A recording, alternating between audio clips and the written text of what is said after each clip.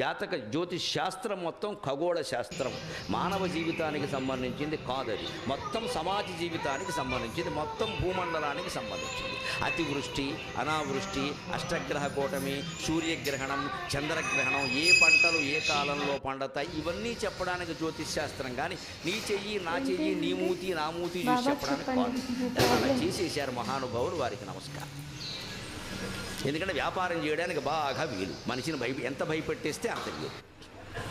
అందులో మీరు మీ జీవితాల్లో మీకు చెప్పిన చూసుకుని 90% అబద్ధాలే, 10 కూడా జరగవు. ఆ జరిగిన వాళ్ళ చేత చెప్పిస్తారు టీవీల్లో, అవి మనం నమ్మేస్తూ ఉంటాం. జరిగే అవకాశం లేదు. జ్యోతిష్ శాస్త్రం సమిష్టి జీవితానికి సంబంధించింది తప్ప వ్యష్టి జీవితానికి సంబంధించింది కాదు. వ్యష్టి జీవితం మీద ప్రభావం ఉంటుందండి. ఈ ప్రాంతం అంతా వాన కురిసినప్పుడు అందరి మీద పడుతుందండి, కానీ గొడుగేసుకున్నవాడి మీద పడుతుందా? కొందరికి 2 చినుకులు పడగానే జలుబు చేసేస్తుందండి. ఒకడు